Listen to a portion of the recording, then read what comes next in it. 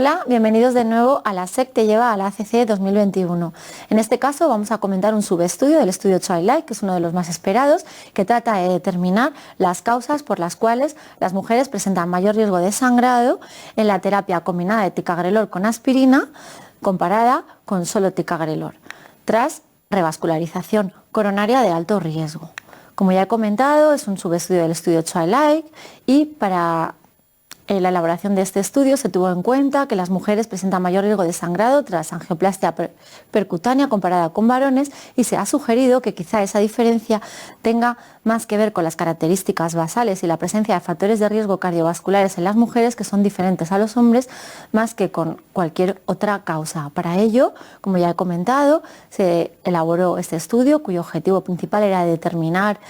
por qué las mujeres sangraban más en ambas estrategias de tratamiento tras haber sido sometidas a una angioplastia de revascularización coronaria con un stent fármaco-activo y habiendo recibido previamente doble antiagregación durante 3 meses. Fueron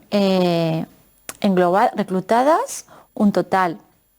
el 28% de los pacientes reclutados en el estudio fueron mujeres, fueron randomizadas en 2 grupos diferentes a recibir ticagrelor o aspirina o ticagrelor y placebo durante el seguimiento del estudio, que se extendió a 12 meses y una vez pasado ese tiempo se trató de determinar si las mujeres sangraban más y en qué categoría de sangrado presentaban más. Aquí en esta diapositiva se muestran los criterios de inclusión y los criterios de exclusión, que no voy a comentar porque el estudio es bastante prolongado. Como ya he dicho, el objetivo primario del estudio fue determinar si las mujeres sangraban más o no, teniendo en cuenta la categoría BAR, que es la categoría de sangrado en pacientes sometidos a angioplastia primaria, y en los 12 meses siguientes a la revascularización coronaria, como he mencionado, con stent fármacoactivo. Como podemos ver en la gráfica, las características de la población, tanto en hombres como en mujeres, son similares, siendo más prevalente o más frecuente la presencia de diabetes, de insuficiencia renal, de anemia y de hipertensión en las mujeres y de tabaquismo en los hombres. En cuanto a las características isquémicas, los pacientes en su mayoría o con más frecuencia habían presentado un infarto previo, estaban revascularizados ya fuera percutáneamente o con cirugía de revascularización más que las mujeres, y también tenían mayor proporción o mayor prevalencia de enfermedad coronaria estable.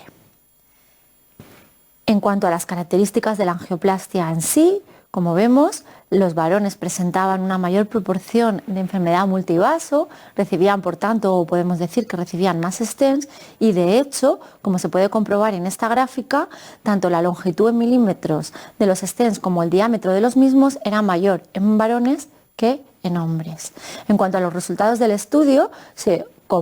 constató que efectivamente las mujeres sangran más que los varones, siendo esta diferencia estadísticamente significativa, y además cuando se separaba o se hacía un análisis por grupos se observó que no solo las mujeres sangraban más, sino que además cuando sangraban estaban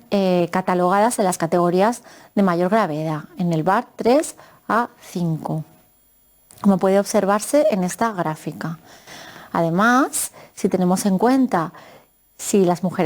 sangraban más, tanto las mujeres como los hombres, en las estrategias combinadas o frente a la estrategia solamente en monoterapia, como podemos observar, las mujeres que recibían doble terapia sangraban mucho más que las mujeres que estaban recibiendo ticagrelor y placebo, y lo mismo sucedía en los varones. Es decir, que en ambos sexos se ha podido objetivar que hay un mayor sangrado cuando la terapia de doble antiagregación es dual que cuando es en monoterapia con ticagrelor, pero las mujeres son las que se benefician más de la estrategia solo en monoterapia,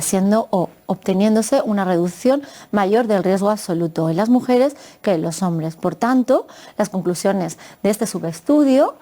son que las mujeres presentan mayor riesgo de sangrado comparadas con los varones y que principalmente estas son atribuibles a las diferencias de las características basales, como ya hemos comentado, mayor presencia de diabetes, de anemia y de hipertensión, que los eventos isquémicos, que no los he comentado por no extenderme en el estudio, han sido similares en ambos sexos, que los pacientes de alto riesgo de intervencionismo, los beneficios de la retirada precoz de aspirina y prolongación en monoterapia solo dejando ticagrelor,